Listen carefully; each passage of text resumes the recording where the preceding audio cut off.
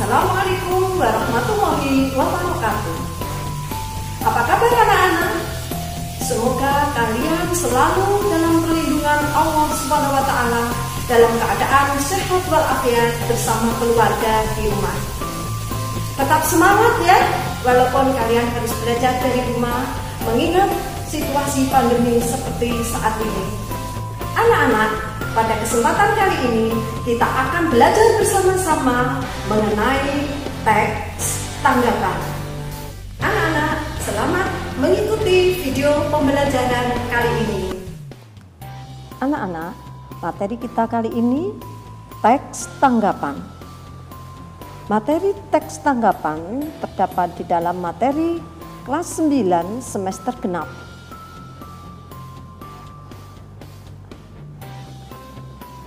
Nah, materi apa saja yang akan kita pelajari? 1. Pengertian teks tanggapan. 2. Ciri-ciri teks tanggapan. 3. Tujuan teks tanggapan. 4. Fungsi teks tanggapan. 5. Syarat teks tanggapan. Dan 6. Menyimpulkan isi teks tanggapan.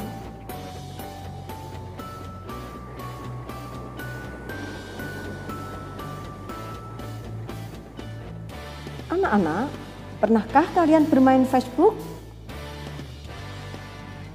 Nah, ini contoh Facebook saya bersama teman-teman saya. Pernahkah kalian memberikan tanda like atau suka dan memberikan komentar pada status atau foto orang lain?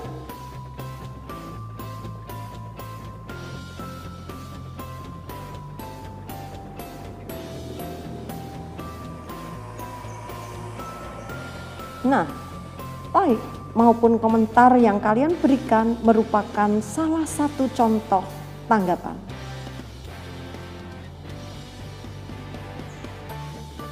Selanjutnya kita akan membahas pengertian teks tanggapan. Teks tanggapan adalah teks yang mengungkapkan penilaian tentang sesuatu hal berdasarkan fakta dan data melalui sudut pandang pribadi dengan mempertimbangkan baik dan buruknya suatu hal yang menjadi pembahasan.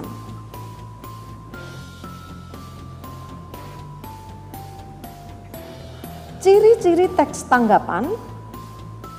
1. Teks tanggapan berisi tanggapan atau komentar seseorang atas peristiwa atau fenomena yang terjadi serta disertai fakta dan data. Peristiwa atau fenomena yang terjadi sering kita lihat di tayangan televisi, misalnya peristiwa banjir, peristiwa gempa bumi, peristiwa tabrak lari, peristiwa pelantikan bupati atau pelantikan gubernur misalnya. 2.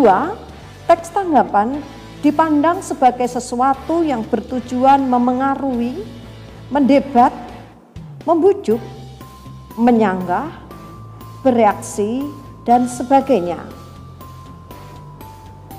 3. Teks tanggapan mengutamakan aspek persuasif, mengajak, dan memengaruhi.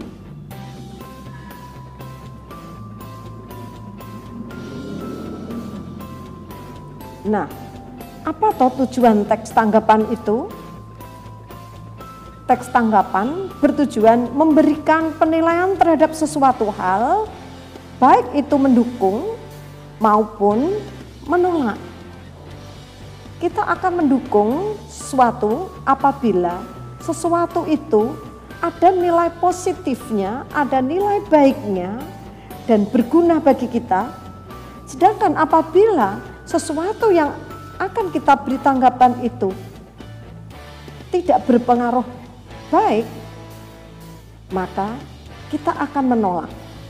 Jadi tujuan teks tanggapan itu memberikan penilaian terhadap suatu hal, baik itu mendukung maupun menolak berdasarkan fakta dan data yang ada.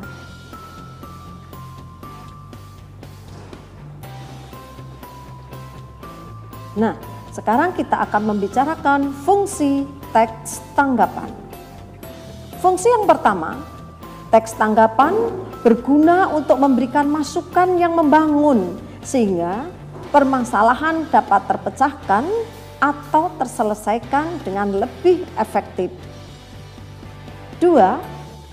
Teks tanggapan berguna sebagai sarana apresiasi. Kita dapat mengetahui penilaian atau pengamatan atas sesuatu dengan jelas dan detail. 3. Teks tanggapan berfungsi untuk memberi saran dengan terarah, sistematis, objektif, dan dapat dipertanggungjawabkan. 4. Teks tanggapan dapat menjadi wadah atau sarana untuk berdialog.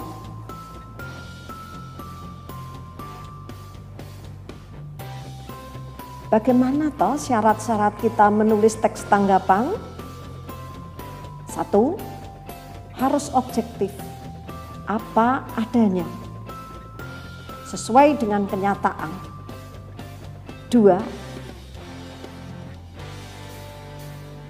Harus santun.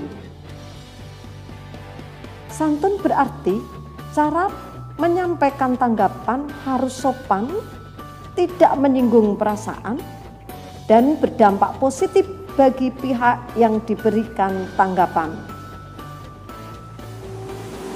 Nah, pada kali ini pembahasan yang terakhir yaitu menyimpulkan isi teks tanggapan.